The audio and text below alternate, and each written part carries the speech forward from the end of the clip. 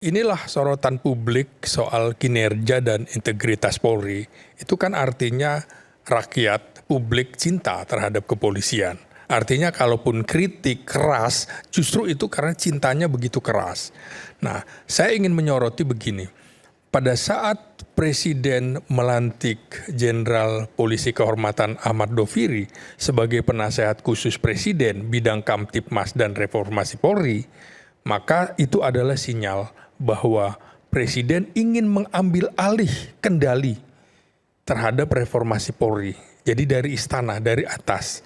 Mengapa? Karena dianggap kepolisian setelah sekian puluh tahun, setelah era reformasi, tidak bisa memperbaiki dirinya sendiri. Ini ibarat ya, pada saat tiba-tiba Presiden ke luar negeri, lalu kemudian dari Mabes Polri membentuk tim, itu kan ibarat seperti seseorang datang ke dokter, belum ada diagnosis dokter, dia bilang saya sehat dokter.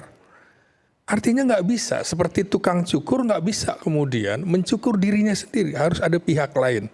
Oke, niat baik bagus, tapi di dalam politik itu adalah semacam sinyal perlawanan dari Mabes Polri terhadap istana. Jadi Anda menilai bahwa tim reformasi bentukan Kapolri itu bentuk perlawanan terhadap Presiden Prabowo? Dalam perspektif politik itu akan dibaca seperti itu. Politik adalah pertarungan. Jadi adu dulu-duluan. Di dalam narasi politik itu, siapa yang mendahului, dianggap dia yang mengendalikan dan dianggap dia yang mendahului, artinya respon cepatnya dari situ. Saya juga, kalau seperti itu, Pak Prabowo nggak mengeluarkan apapun, pernyataan apapun, menteri-menterinya juga tidak mengeluarkan pernyataan apapun, artinya jangan-jangan Pak Prabowo juga nyaman dengan tim reformasi bentukan Kapolri. Belum tentu, karena politik kan tidak selalu dikemukakan di depan, panggung depan. Bisa juga di panggung belakang. Kita akan melihat nanti apa yang akan dikemukakan oleh Presiden. Apakah memang setuju dengan tim reformasi itu? Menurut saya mestinya menunggu dulu. Artinya begini, di dalam pemerintahan kan sudah ada jenderal polisi seperti Jenderal Polisi Kehormatan Agus Andrianto. Kemudian muncul lagi Ahmad Doviri. Presiden saya pikir berharap betul dari dua orang ini. Itu kan juga dari internal Polri yang kemudian pasti juga mewakili lembaga kepolisian. Dia kan purnawirawan, bukan orang yang di luar dari institusi kepolisian. Maka publik akan membaca, loh ini ada apa dengan kepolisian? Mestinya menurut saya Kapolri sudah, Pak, apapun yang dibentuk oleh istana, oleh pemerintah, kami akan tunduk dan patuh. Karena pasti niatnya baik. Tapi narasi dengan menciptakan tim tersendiri secara internal, artinya sebuah perlawanan senyap. Bahwa kepolisian bisa menyelesaikan kasusnya sendiri tanpa pihak lain, tanpa harus dari istana, tanpa menghadirkan pihak-pihak akademisi, jurnalis, para praktisi internal semua nih. Ya. Okay. Nah ini kan mestinya tim itu harusnya kalau Polri mau bikin, saya mengapresiasi kemarin misalnya Kapolri mengundang sejumlah tokoh misalnya untuk berbicara di depan. Saya hadir, saya jadi moderator dan menurut saya itu sejarah karena tidak ada pesanan apapun do and don'ts-nya, lepas semuanya, itu menurut saya sejarah. Apa yang dikemukakan Pak Arianto tadi itu otokritik, bagus sekali kan? Kan harusnya seperti itu. Jadi jangan defensif loh. Tim reformasi yang dibentuk Kapolri itu defensif, beda dengan Pak Arianto bilang tadi. Ini ada 3 jenderal polisi purnawirawan dan mengakui semua. Kalau itu orang-orang di Mabes Polri cara berpikirnya seperti ini, good. Publik akan mengapresiasi dan juga jangan kemudian samakan di dalam beberapa kasus yang terjadi.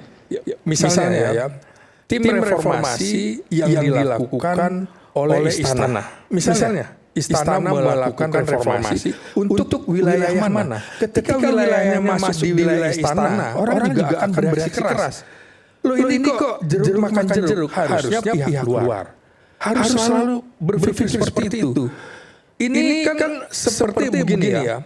Ini bagi saya nanti seperti Dewan Revolusi yang dibentuk pada tahun 1965 ya. Ketika kemudian ada reaksi orang-orang yang dianggap, karena 52 orang ini kalau terjadi pergantian Kapolri itu bisa menjerat mereka, dianggap sebagai timnya Jenderal Listio Sigit Prabowo. Agak repot juga menurut saya. Padahal belum tentu. Padahal belum tentu. Menurut saya masih banyak polisi yang bagus, walaupun yang buruk juga banyak. Ya inilah yang kemudian reformasi internal kepolisian harus disoroti oleh publik, karena betapa banyak misalnya dari lembaga-lembaga hukum, kehakiman atau Mahkamah Agung, kejaksaan, kepolisian dan KPK, polisi berada di titik nadir. Artinya memang harus ada yang diangkat, harus ada reformasi. Bahkan saya pernah mengusulkan kalau memang tidak ada lagi polisi yang bagus dan terpaksa harus dilakukan kondisi darurat, ambil saja dari yang purnawirawan, masukkan kembali untuk situasi 2 tahun, misalnya Jenderal Arianto tadi, kemudian Jenderal Darmawan Pongrekun, misalnya seperti itu. Niatnya itu baik gitu. Nah, ini menurut saya polisi mestinya lebih lego dalam pengertian nggak apa-apa, himpunlah semuanya. Jangan kemudian yang mengkritik, oh ini dari dulu benci polisi. Gak ada tuh. Saya itu dari tahun berapa saya kenal Pak Arianto tadi sebagai jurnalis, selalu diskusi. Liputan tahu borok-boroknya seperti apa. Jadi bicara tentu ini persoalan empiris yang kita kemukakan. Ada data, ada fakta. Dan saya juga kerap diskusi dengan Prof. Kiki walaupun berbeda pendapat. Selalu seperti itu. Nah, jadi menurut saya dalam perspektif politik ini adalah perlawanan klandestin yang dilakukan oleh Jenderal Listio Sigit Prabowo terhadap Presiden Prabowo Subianto.